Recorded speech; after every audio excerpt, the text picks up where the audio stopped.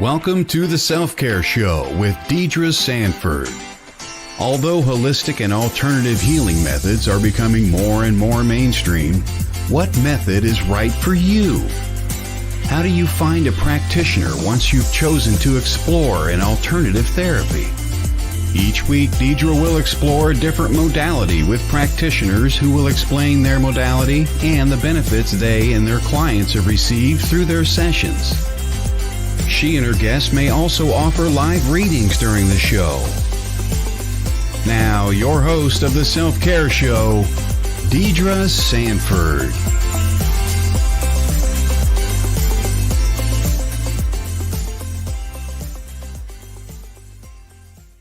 Good morning, good morning, good morning. Happy Wednesday Self-Care Day. Holy cow, off to a crazy start this morning. Hey, Lori, it's nice to see you. Goodness sakes, it feels like it's been forever.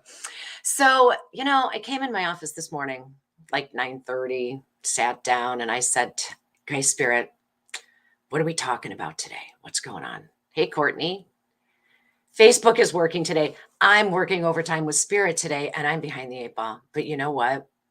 It's okay. Because it only ever happens exactly the way it's supposed to happen, right? It's, Wednesday, March the 29th, and spring has sprung where I am. I know some of y'all are still a little bit behind. Some of you are way ahead of us, but the tulips and the daffodils are starting to peek their heads out of the ground. And what I was thinking about this morning is, man, they're fearless in the face of the potentials of a late season frost or a strong chill in the air or this impending storm they're talking about for us coming in maybe on Friday, maybe, who knows?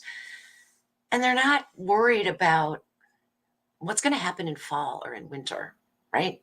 The buds are showing up on the trees. The plant life is reminding us in its own way to be fearless as we forge ahead and to be or become who we're meant to be and truly show ourselves in all of our natural glory and to be strong in the face of potential adversity. I mean, we're all facing things like that in some way or another. I would just about bet on it. Even though a late season frost could bring setbacks to growth and development of these little plantlings, but nonetheless, they're showing themselves in their natural splendor. And today, they're serving as a reminder to be true to who I really am, regardless of the potential dangers. Come on, guys, within reason, right? I'm not going to be silly and go do something intentionally with the conscious knowing and understanding that it could endanger my life. That's not what I mean. There are always going to be potential dangers or pitfalls or setbacks along the way to arriving at or striving to become who we truly are, right? There's always a potential for naysayers, those who will never understand the truth of who we are at our very essence. Because everything we do and say is filtered through their lens, their experience, their thoughts, and their judgments. We don't have 100% common experiences, thoughts, or judgments. But these plantlings, they don't have an agenda. They don't bend to the perceptions of others. I mean, we can direct their stems, we can point their branches in a certain direction, change things to make them shape what we think we want them to look like as they climb up the arbor or shape themselves around a circular mold, whatever shape you choose. We can choose what they look like in the exterior. But when we do that, are they ever really changed at the core of their essence? Sure, we choose where they get to be planted in our garden beds. We select the colors we want displayed, or more specifically, how they present to the world by molding their directions, choosing those colors. How all of this presents in the garden in the front of our home, creating a beautiful facade for what might really be going on inside. We choose the soil to some extent, and we choose the things to feed these plants as we coax them to grow and show up, as large as we may choose, or the tomato plant, or the sunflower seed plant that grows and looms over the entire neighborhood because we've fertilized it unnaturally, probably, and so heavily. The plants don't have a choice but to be molded by many of the things we do as we care for and nurture them in our world. But we never really change that plant at its very essence. Neither do we know we've chosen where we are planted, right? I mean, we can talk about contracts, soul contracts, but so few of us actually become or come in fully aware of what those contracts are or who they're with. And we spend so much time at some points in our lives wondering, how will we be perceived as humans? What will the neighbors think? What will our families think? And at some point, if we're fortunate, we learn to stay true to ourselves, to the nature of our own growth, and really choose how we show up in this world. Initially, the choices are based on meeting the expectations placed upon us by those who mold and shape us, especially in our formative years. We see these things by example. We see these things by observations because we're children and we're sponges and we absorb everything in our environment, but we're not conscious of what we choose to absorb, right? It's just there. We begin to see and understand who we truly are, who we want to become, because of some of these things we're shown or literally taught that don't sit right somewhere inside of us. Maybe we want more, maybe we just want different, but we eventually want to branch out, spread our wings, and be who we truly believe we want to be, and maybe even to become from the cry within ourselves and the nagging knowings that change us or lead us to change. They force us to show up from the inside, not from the imaginings of who we should be or the sense that others want something different from us. We get to choose to stand tall in our own light, in our own strength, and our own choice of contribution to the world and to the worlds of others and to our own world. How many people in our lives, those who really truly count in our individual worlds, truly know us? Do they? Who are we at our essence at a soul level? And do we allow others to understand our deeper motivations or in the intentions behind the things we do, how we choose to show up? Why did we choose to show up that way? Eventually, if we're fortunate, we find those among us who can help us to locate our spark, our essence, our soul purpose. And once we find that, there's no turning back, is there? At that point, we're no longer afraid of the potential pitfalls, of the frosts that may show up, of the storms, of the things that may damage our growth and development. We just know. We grab a hold of those things, we hold them dearly, and we move forward with our torches, our thoughts, and our absolute essence, our colors truly shining. And then we can become fully embraced in who we actually are, how we choose to affect life, how we choose to affect each other. And as we grow taller and stand fully in that and we branch out, we can offer shade to those around us and nurture them. Yeah, there's pitfalls, but it's how we choose to incorporate those pitfalls and what we do with those and how we grow from those events that really truly help us come to understand ourselves, who we want to be, who we're supposed to be, and who we can grow into.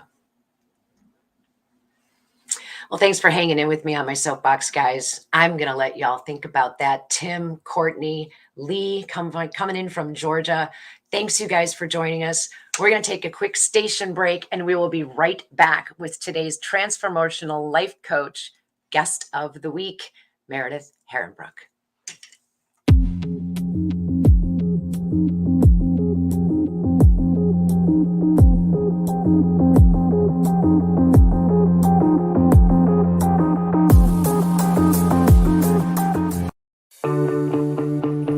Looking for a holistic solution?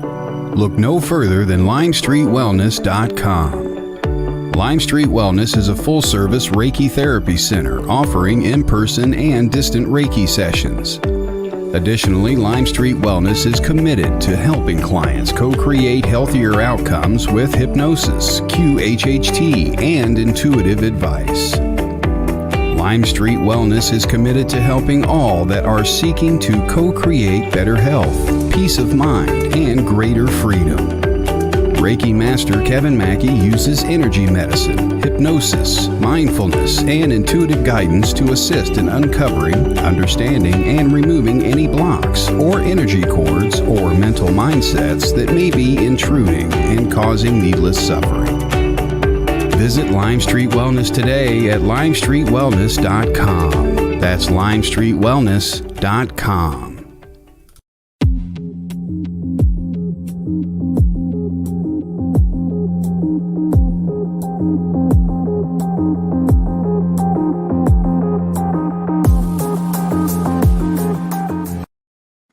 And welcome back, everybody. Hey, Tim, I saw you slid in with us as well. Once again, this is the Self-Care Show. I am your host, Deidre Stanford, and you are watching us on WLTK-DB or YouTube, but it all comes from WLTK-DB. I see the Twitch folks out there, our YouTubers are here, and then also our amazing Facebook fans as well. Thank you so much, you guys, for tuning in this morning. Today, we are visiting with Meredith Herrenbruck. Not only is she a transformational life coach, but she's also a Neurolinguissic Programming master, Huna healer, family Soul Constellations facilitator, author, and keynote speaker. You may find her book out any place you're going to be looking for it, Becoming Ridiculously Awesome. Who doesn't want that? Meredith, good morning, and thank you so much for joining us today. This has been a meeting so long in the making. It has, and thank you so much for having me. I loved your message this morning, by the way. It was, well, gosh, with the spring, and it's raining here, and we were hoping for more sun more often. So it was a very beautiful way of going, just hold tight, hold on, and just live with your undaunted spirit. So thank you. That's all we can do. And it's so much of what you do in all of your work. Help us learn more about you and how you got to be where you are. Well, let's see. So my first career was in architecture and kind of still is. I do that.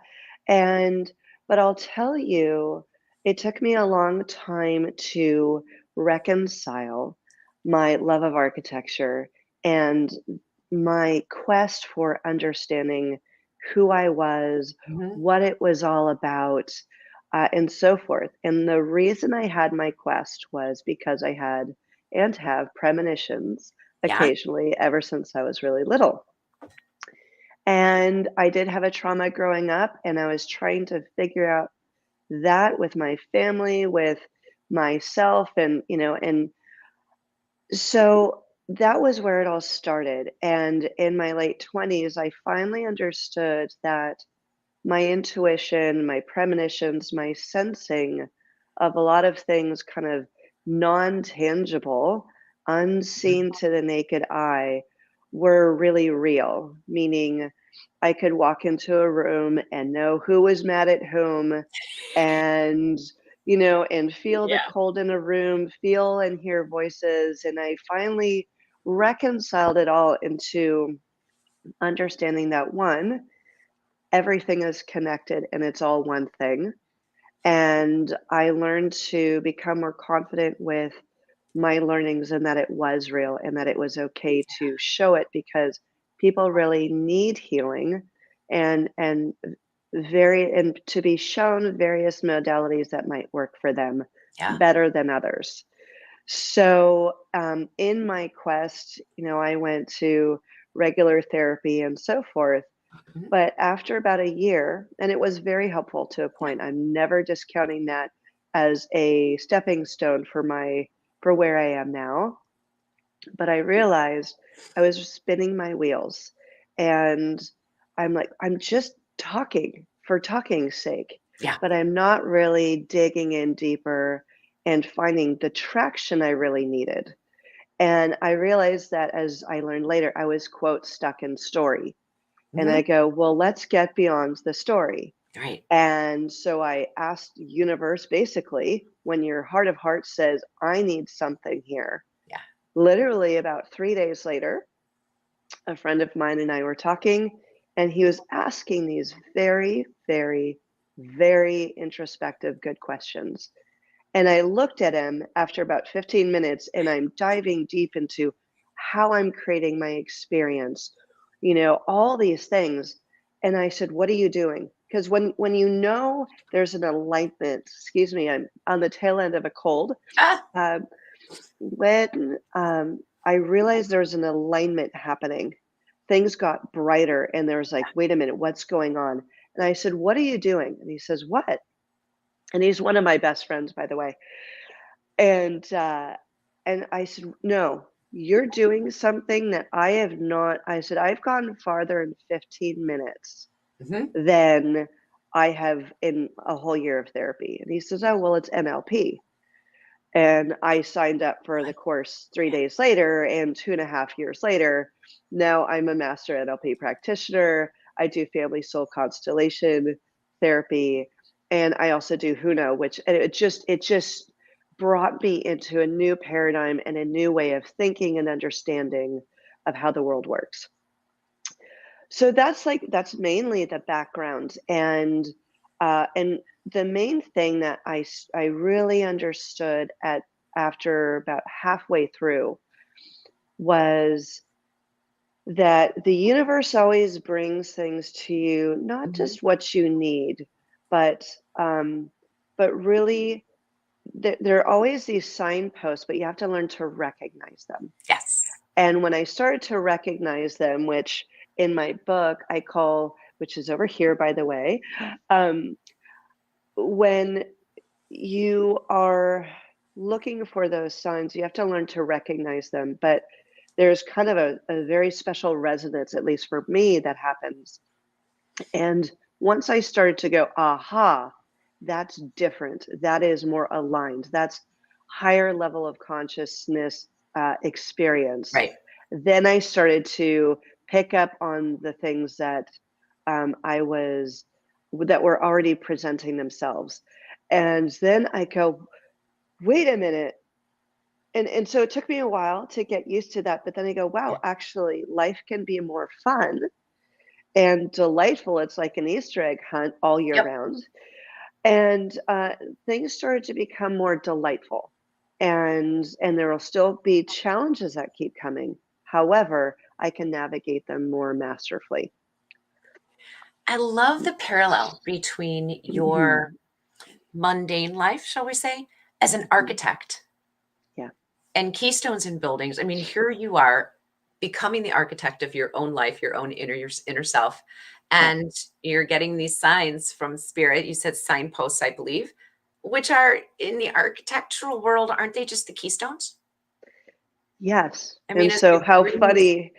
Go yeah, ahead. Sorry. no, no, no. Just going to say, as we bring these two worlds together, being the architect of something, I don't know what the world is, I want not animated, to help becoming the architect of your own life, installing your own keystones along the way via the signposts. And now you're helping in an architectural capacity other people become their own architects, see their Yeah. signposts, build their own keystones. I love it. Yes. Yes. So it's funny. It took me so long to reconcile the two because Yeah. one was supremely tangible. Hmm. But um, but then when I finally go, it's actually trying to answer the same question. One is just intangible space, and Right. the other are souls trying to navigate how we are architecting our own life, how we are building our own life. And a lot of people are not given an education. Very, very, very, very few. You have to literally kind of turn left when everyone's saying turn right.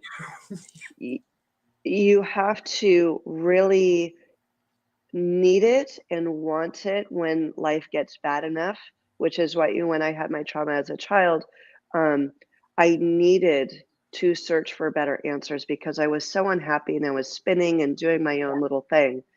And but then when I started to become more conscious of, especially with NLP, was how are you creating your experience? Yes. Just that question presupposes that you have choice, Mhm. that you can actually manipulate in a positive way, but you can mastermind what your thoughts are, what your feelings are, where they're coming from. And rather than being a recipient or just a watcher of a movie, it's, oh, I get to create the end game here.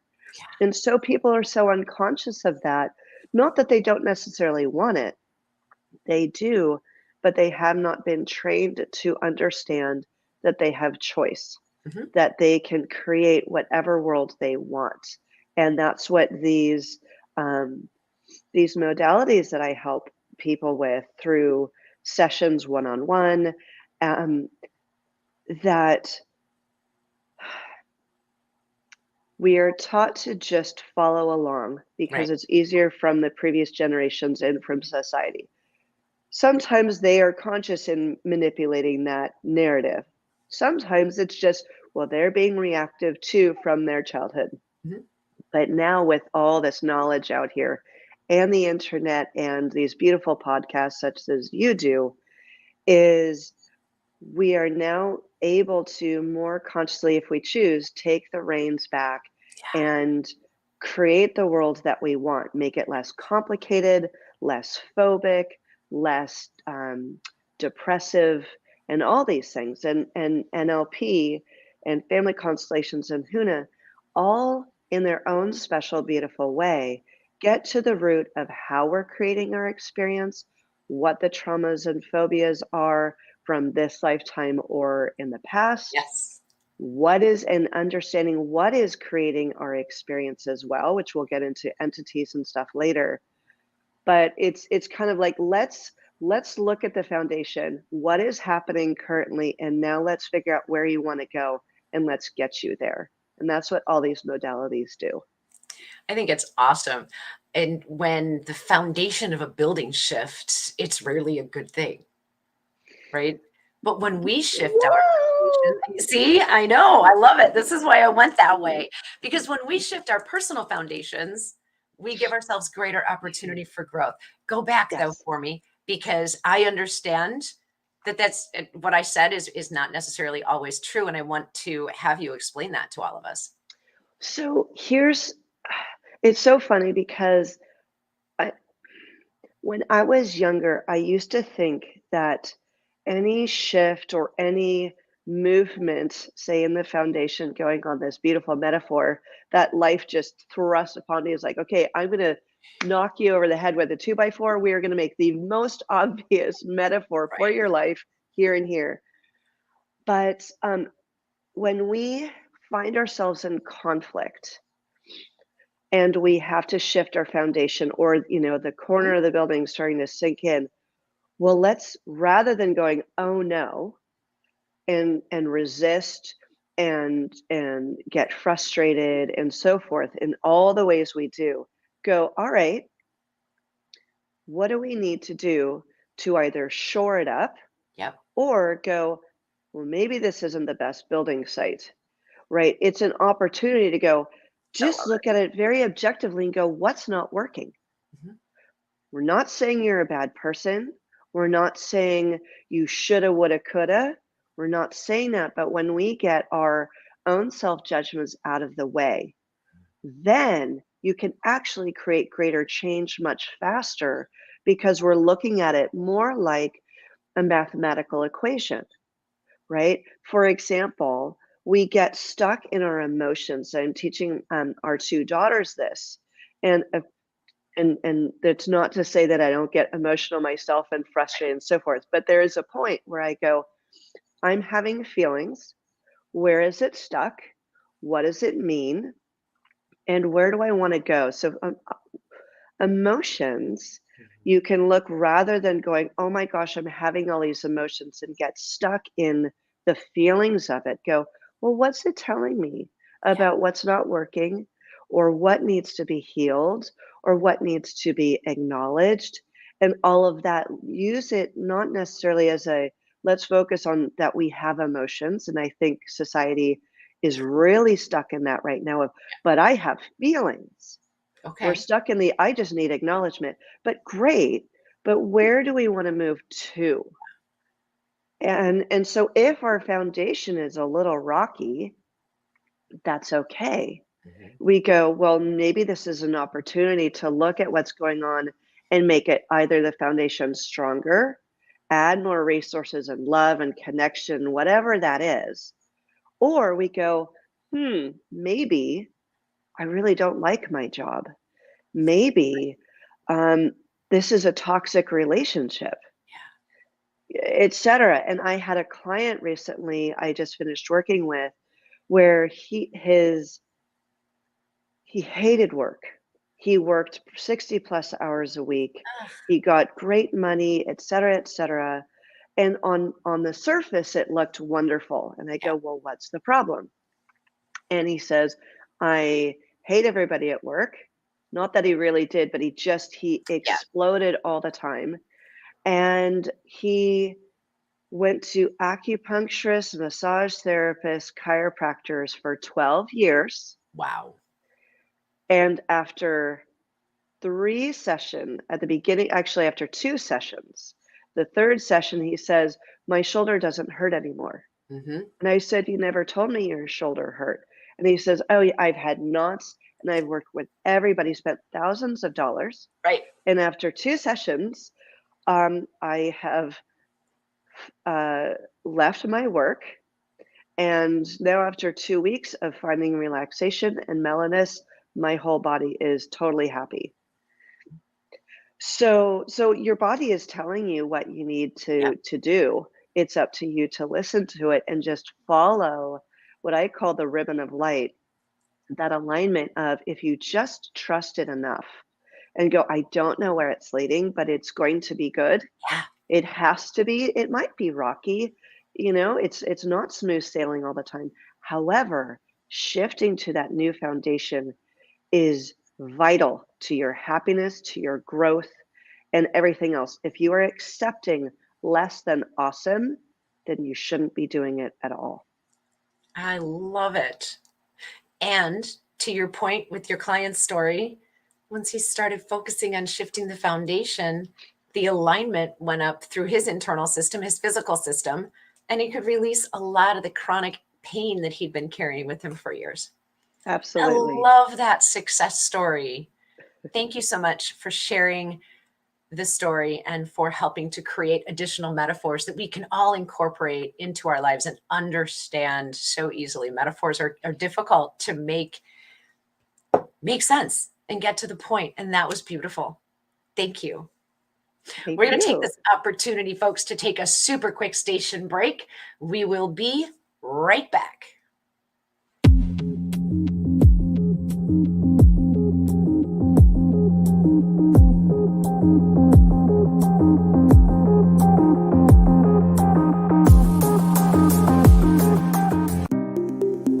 Download the new station calendar and never miss another show. To get it is simple and free. Just visit WLTK-DB.com to download or tap the subscribe button on our mobile app. Once the file is in your downloads folder, just double-click it, authorize it to your calendar, and boom, you have every show listed.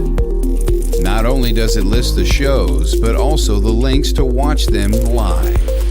We would like to thank Danny Loosemore for developing this for us and hope you enjoy it as much as we do. Get yours now at WLTK-DB.com or just click subscribe on our mobile app. See you at the shows.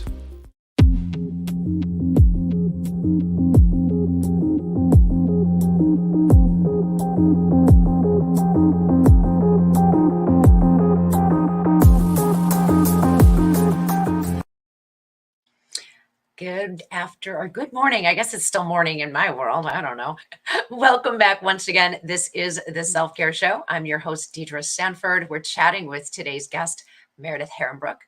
And we got so much going on. We've talked about shifting foundations and in doing so, providing ourselves with stronger futures and stronger current time frames. Rather than looking at a sinking ship, we can shift with that foundation or the opposite way of the foundation and create other new things. But I do want to take a second to draw your attention to that calendar. Good morning, Dawn. Hey, Lisa. It's just so cool. There's so much more going on this station than our rockin' little metaphysical show here. Our reading shows, there's so much transformation that's happening everywhere here on this station. We've got cryptids, we've got paranormal, truly paranormal. I mean, we know everything is outside the norm if it's paranormal, but paranormal investigations.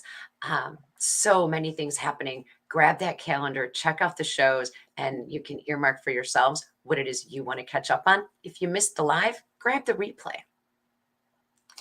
Meredith has talked with us this morning about her history as an architect, how she's kind of the architect of her own life for sure, and helping others become the architects of their lives as well. We touched on some NLP work. I'm curious to know more about family soul constellations and Huna Healing. Clue us in, help us learn more about these two great modalities. Well, as I discussed earlier, there are all these three modalities help us find the root cause of what is stuck, what is not working. Mhm. And family soul constellations is a very beautiful way of basically becoming a medium in the room where we can uncover family history that hasn't been acknowledged, um, cast away, hidden underneath the carpet, or swept underneath the carpet. And what it does is it offers a discovery of what the root causes are of why younger generations are grabbing on to the older generation's unhealed traumas. It's in your DNA. And yeah, well, yes. And so what I have, my theory is that when you have, especially in the last century, or the Yeah. 20th century, you have, at least in this country, you had however many wars, but two world wars that they participated in, the Great Depression, the Dust Bowl, on grander scales. Yeah. And there was a lot of fallout in that. And my theory is that when you have an emotional major trauma like that you don't know how to deal with, for your person, you have PTSD or chronic PTSD, CPTSD. When that doesn't get resolved, you get chronic illnesses, right? And it's held in the various organs and aspects of our body, in our aura, etc., in our spirit. And then what I think happens then is the next generation grabs onto that energy in its own way. It's all subconscious. We don't sign these major contracts, and write on the kitchen table. But then it does, I think, turn into a DNA transition. Like you're literally altering the DNA. And what's basically happening is you have the trauma that is radiating out, like a frequency from a radio tower. Right. And it's still happening because whatever else you've talked with all of your guests and all those listening, is there is no such thing ultimately as space and time. So if something is still unhealed from, quote, the past, then it's still happening. And so it's a way to uncover that. And then when you are able to offer forgiveness, acknowledgement, love, and connection in all the ways that's appropriate to heal the family system, then that love with all of our ancestors who are connected now with their highest selves, that love translates through such that you are healing, I think, the DNA, and you're healing the souls, and you're healing the family system. So what we see currently as maybe a person who is the black sheep of the family, person who's just like, they're a mess. What the heck? They had a normal childhood. They're self-sabotaging. They're stealing. They're going to jail 20 times, and they can't stop themselves, and they don't know what they're trying to heal. So on the surface, we go, that's a bad person. Yeah. Not necessarily. Like, we are consciously, unconsciously operating on all these programs that we don't know we've really signed up for. It's all an effort to say, I love you, to fix the family system and fix what's wrong, what's just what needs to be healed. Mm-hmm. And so the Family Soul Constellations is a way of uncovering through, people stand in a room, or I just do it with my clients one-on-one, and I'll write roles on a card and I'll fold them up and I'll toss them about so I don't know what's what. And then I'll move the cards around the room where they feel they need to go. Mm-hmm. And this is all intuited. And somehow, as you say, it's always done correctly. The universe knows, and that's where it goes. And then you step on what is the problem. And then you go, what needs to be healed? What needs to be said? And as the healing starts to happen, the healing ripples through space and time and in real time, and such that chronic conditions for parents who are still alive might go away in a few days. Newfound connections happen between siblings and so forth and so on. And it is a very beautiful way of healing what talk therapy just cannot touch. There's just no way to do it. It's amazing. We talk about these types of events and the things that we can do as we work on healing ourselves and digging down deeper to find the actual start of the thought that got carried forward, the traumatic, emotional embracing of something. We not only heal ourselves, we heal the ancestors, and we heal those who are with us in this time, as well as those who come after us. It's so beautiful. I love the way you tell us how this all comes together for the clients that you work with. It's wonderful. How does that tie into the Huna?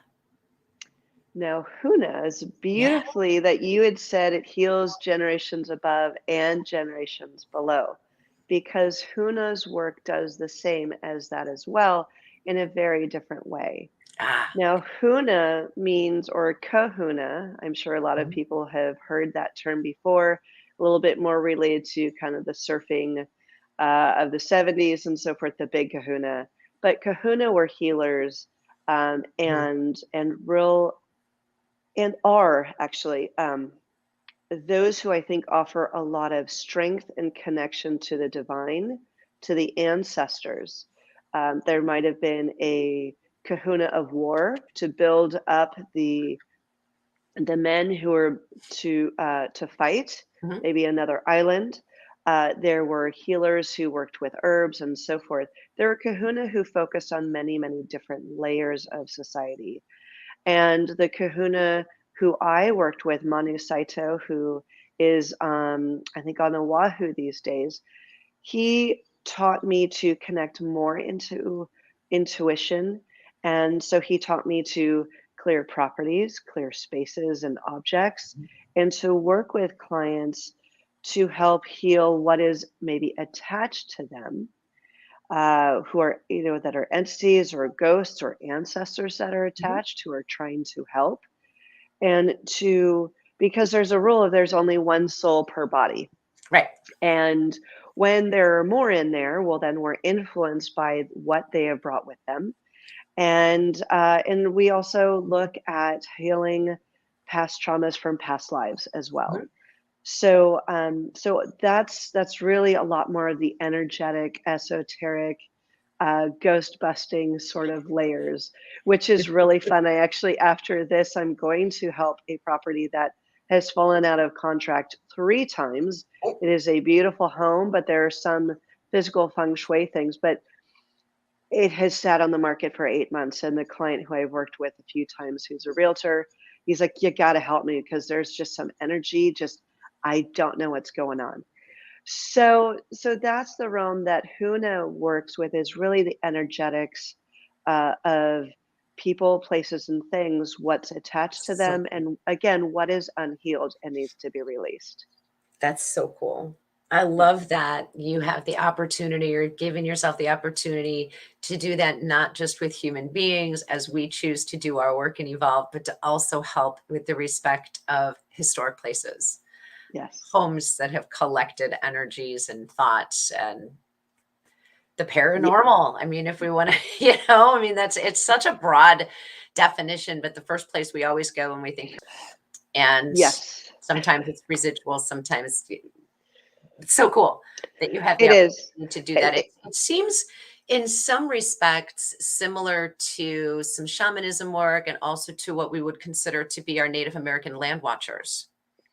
Is I that think so. I don't okay? know much about the land watchers, but I will say there is certainly a tapping into, I guess, a connected web, right? Yep. Of, you have your like a rabbit having their getting the information from the vibrations in the ground Yeah. is we're able to tap into what has happened in the past, Mhm. what is concurrently being vibrated. I've cleared public works projects where, um, gosh, that's an amazing story actually, where a woman had called me saying, the project is taking months, where it should be less time. Everyone is fighting on the project. Mhm. There is a sinkhole that cannot be healed. And someone who went into that sinkhole to try and fill it and so forth got possessed. His eyes changed Wow. and he almost, choked someone out. And then when he screamed loud enough, it forced that entity out. And the guy just was so freaked out, he never walked on that job again. I'm sure not. Yes. So when there are energies Mhm. and also geomagnetic energies and Right. ley lines and so forth, my earpods unfortunately are dying here, so my apologies. Let me switch to just regular here. Thank you. What is There's just so much in the world that we are connected to, that our bodies are attuned to. Mhm. And when we clear our houses, set them to neutral and slightly positive once a week or once a quarter. Don't believe it. I think we kind of lost the audio. I'm unable to hear you on my end.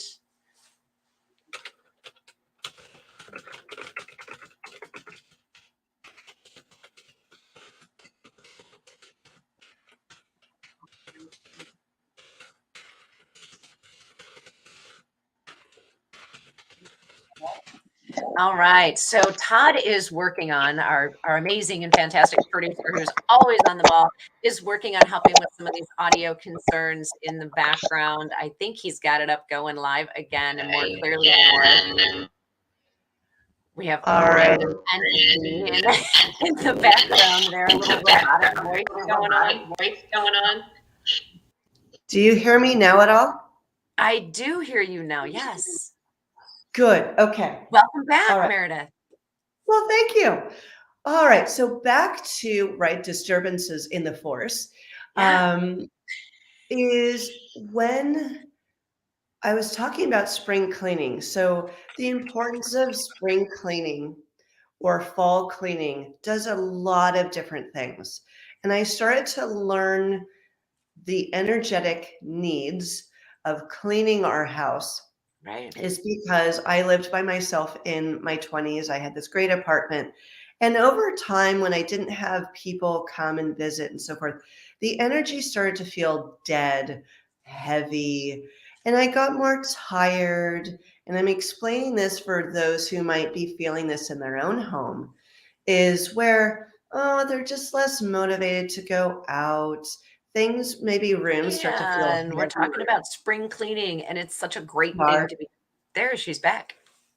Oh, is it cutting in and out? My It did that goodness. one time. It just froze once. You were talking about spring cleaning and the dense, heavy energy in the home that had very little activity, and how this may apply to me and the rest of our listeners and viewers. Yes, thank you so much. That it's important to liven up the energy Yeah. with our thoughts and our feelings and our actions. So the first thing I did was when I started to feel when I was single, it was feeling just as heavy. I opened the windows and then I said, you know what? I'm going to have a party. And I had this grand party, lots of people, and it was so much fun, Yeah. lots of music and everything. you're changing the vibration. Mm-hmm. You're changing the energy such that it lasts for days, if not longer. And so the spring cleaning is one, you're getting all the bacteria out, you're letting the sunshine in, Yeah. which helps kill the bacteria. Maybe you're saging your home, which kills bacteria.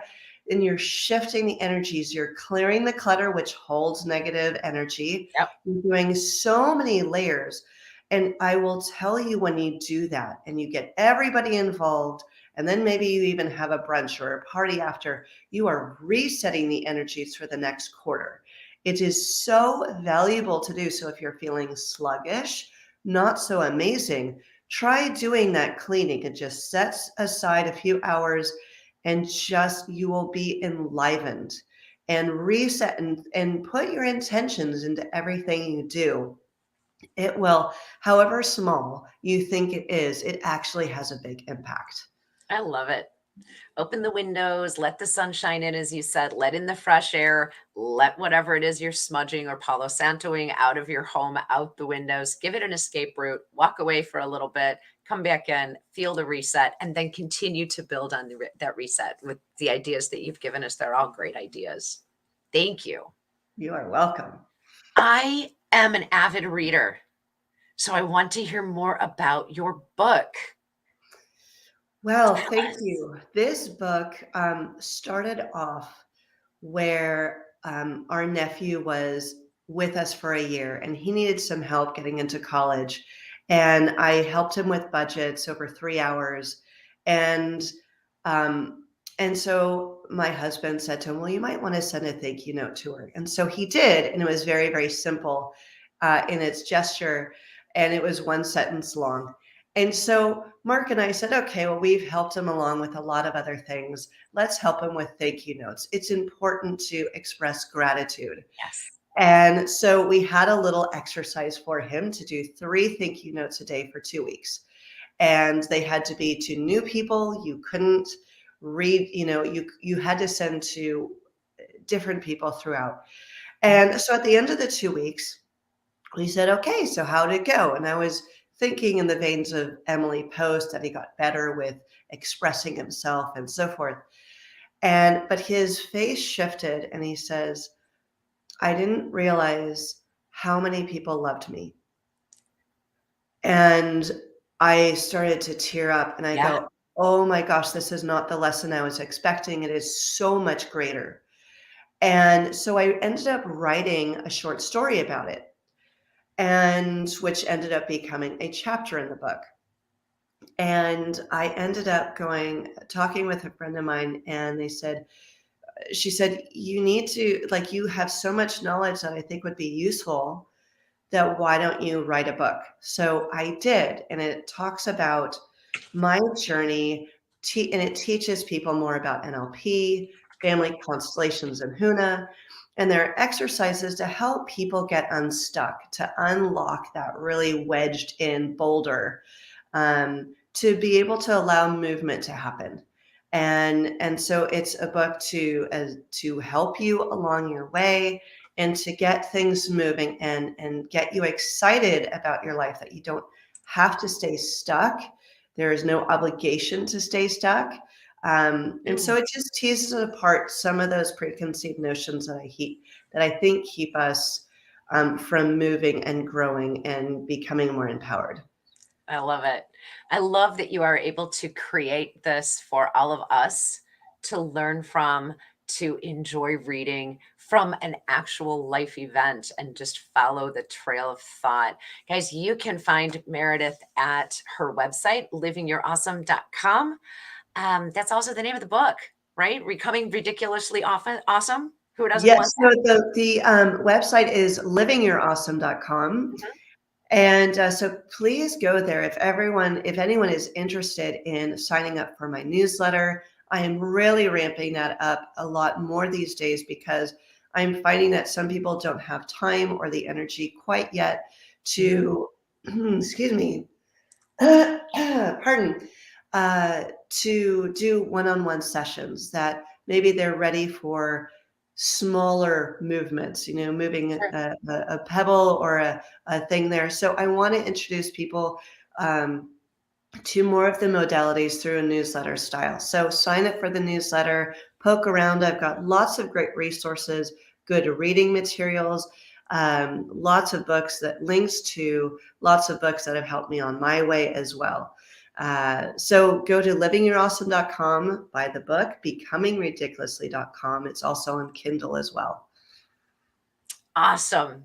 Thank you so much. Thank you for sharing your story and all of this beautiful information about how you are and will continue to help your clients with their individual growth, with letting go of some of the low vibe things that happen in our lives, the low vibe feelings and thought processes. And then, of course, your amazing book that gives us something as a solid, tangible resource, whether it be by Kindle or actually having a copy of the book in our hands.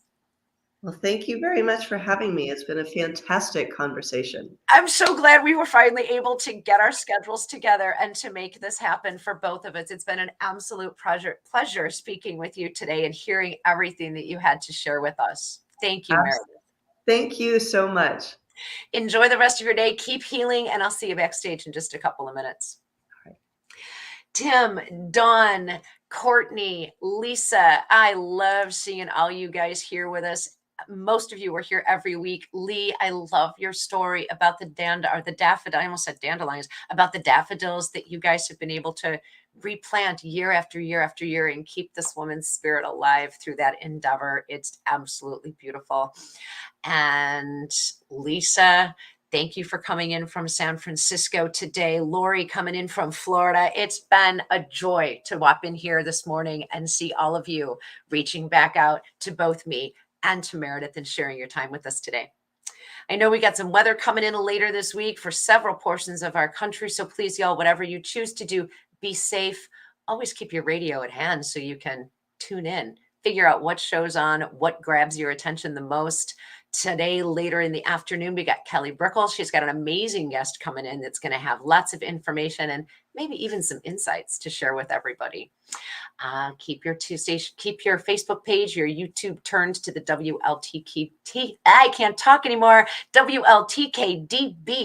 There we go. Talk radio space. Catch what's going on here because things are shifting, moving, and growing. It's amazing. Guys, this is it for the Self-Care Show today, Wednesday, March the 29th. I am your host, Deidre Sanford. Today's guest was Meredith Herrenbruck. You can find her online. Her link is posted right in the chat for all of you to grab a hold of, livingyourawesome.com. Until next week, everyone, happy spring, stay safe, and keep moving. The truth is here and now on WLTK-DB Talk Radio at WLTK-DB.com.